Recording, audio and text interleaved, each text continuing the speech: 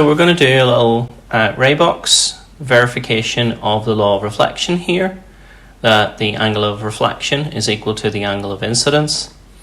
The equipment we need is our ray box, a power supply for the ray box. We need a single slit, which is this one. So we'll get rid of these other ones that we don't need. We're going to need a piece of paper and we're going to need a protractor. So first of all, before we get ray boxes involved, we should really prepare our page. So we will need at some point a mirror, and that is provided in the ray box kit like this, and so it has a little support that will allow us to put it up sitting vertically so that it will reflect light that we send towards it. We need to prepare this page though, and there's a couple of things you want to do. Firstly, ideally you want to work with graph paper, and the idea of graph paper is that it already has plenty of lines on it that are at 90 degrees. So in this particular graph paper, I've tried to find a major axis line that's close to the middle here between the two hole punch marks, and I put it into this mode here, this sort of landscape mode. I also want to come one major axis in, and the reason for that is I don't want this mirror hanging off the back of this. I want to be able to move the entire page with the mirror in position. So when I put the mirror like that, I'm going to want to be able to turn the apparatus round without the mirror moving. And you might want to get blue tack and stick the mirror down when you're doing this experiment so as to make sure that the mirror doesn't move during the experiment, because that can be a massive pain. So ideally you would put like a couple of wee bits of blue tack, either side of the mirror to stick it down so that it doesn't move off that line once you get started. And then you can literally just turn the apparatus around. Okay, so you're going to take initially a straight edge and mark on one of these major axes the position that you're going to put your mirror on, and we tend to put little ticks at the back here to indicate the reflecting surface. Then you're going to want to measure out from a normal that you put in the middle. So we put a normal in the middle again along a major axis line here, and we position our protractor so that we have our 0 directly on the normal and our 90 directly on the mirror line, and our cross wires where the normal meets. And then we want to measure out as carefully as we can 20 degrees, 30 degrees, 40 degrees, 50 degrees, 60 degrees, 70 degrees, and then add these where incident rays are going to be, add these lines going into the base of the normal here. So we add these in as carefully as we possibly can with a reasonably sharp pencil, making sure that we're right on the marks that we made with our protractor.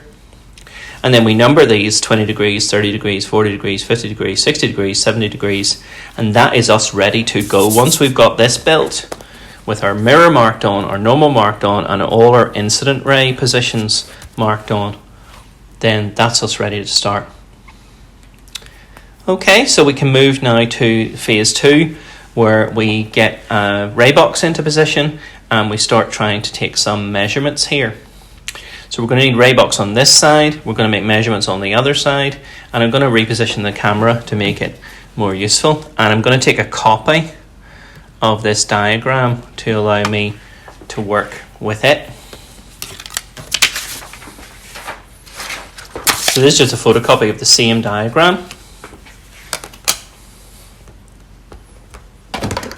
Have our ray box all ready with our single slit fitted, and when you fit a single slit to the ray box, just let me show you before we go any further, you fit most ray boxes have two ends. This end is for like color mixing and stuff like that. That side is too close to this light source, the light will diverge an awful lot coming out of it. You always put slits in at the furthest away position, so the light source is here. You want to get as far away from that light source as you can. So this single slit points down and goes in at that end, furthest away from the light source. And then we want to have power for that. Generally speaking, lights should go into the AC terminals, those yellow terminals. Doesn't really matter, but you shouldn't obviously mix and match them. So we've got to check that this is coming on, and it is. That then will produce a reasonably narrow beam. You can see on most of these there's a little lens that you can adjust to help your beam to stay parallel. And you can see the difference in how much it diverges at the other side. So we wouldn't use this side because the beam diverges too much. We use the side that's far away from the light source, and that gives you a reasonably narrow beam. And hopefully the contrast of this will improve once we get a little bit of darkness in the room. Okay, and that's us ready to go. Job now is to position our mirror on this line as best as we can. You might also want to take some blue tack and stick that down.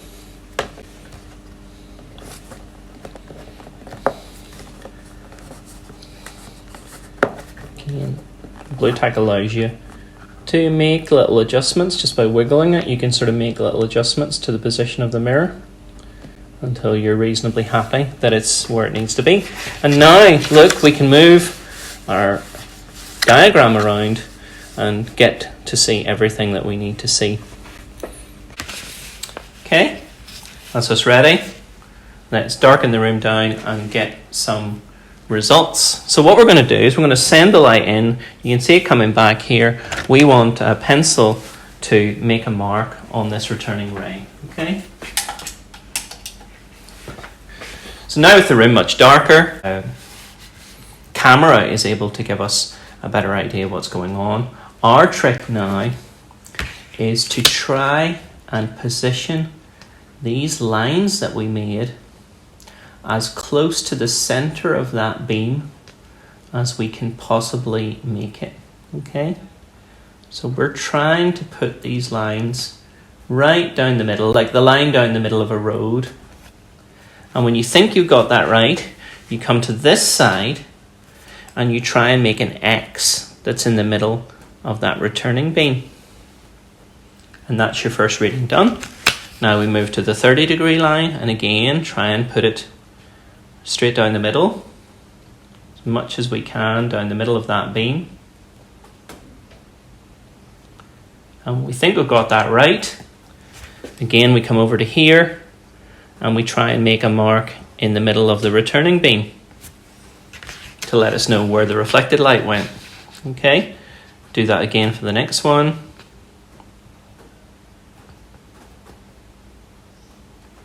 Try and get it down the middle. Make a mark in the returning light. 50 degrees now. Just take as much time as you can to get this position right, because the more accurate this is, the better your results are going to be.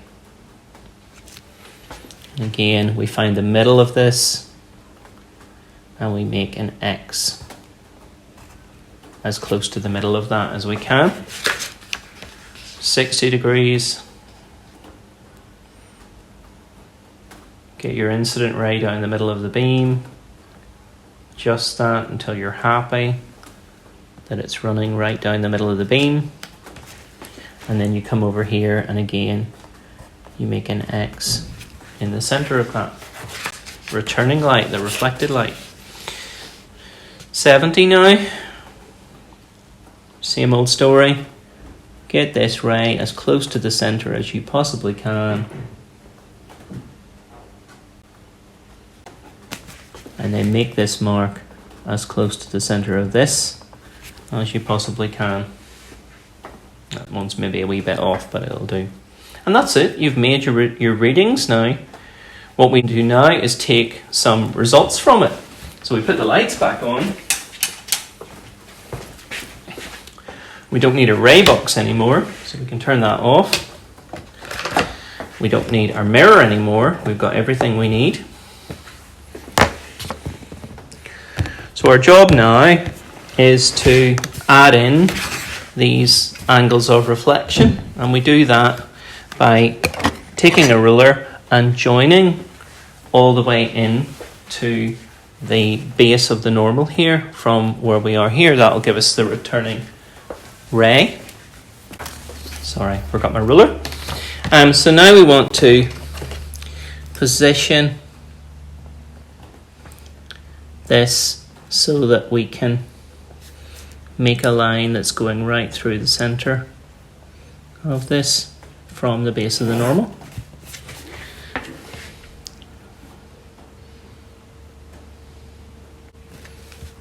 And try and take your time over this. Obviously some of these are off a little bit because I'm not taking enough time. The more time you take over this, the better your results will be.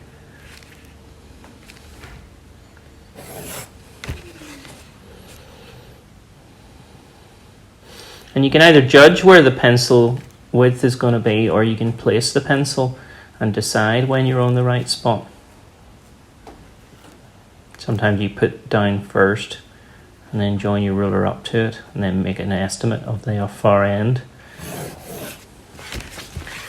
You can get that, so place it on the X, slide your ruler up to it, get this far end right.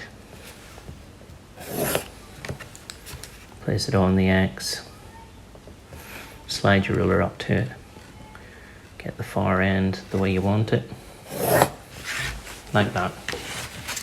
So now we want, these are all our reflected rays. This is the light coming back from the mirror. This was the light heading towards the mirror. These are rays returning from the mirror. We're measuring from the normal, all angles in optics. We measured from the normal to make these rays. We need to measure from the normal here. So we start with our protractor again on 0 and our 90 degree on the mirror line. So we want to just position this protractor and stick it down. So I'm going to put a wee bit of blue tack here to try and hold it in position. And the blue tack will allow you to give it a little bit of movement and then leave it alone. You don't want the blue tack too close to where you're going to make your readings. It's these numbers at the back that we're reading, not these numbers at the front. So that's 21 degrees we've got there. It looks like we also have 31 degrees, 41 degrees. Now this kind of thing is a hint that your mirror was like off. These ones are all a degree higher, and that would suggest that my mirror was off position by about half a degree.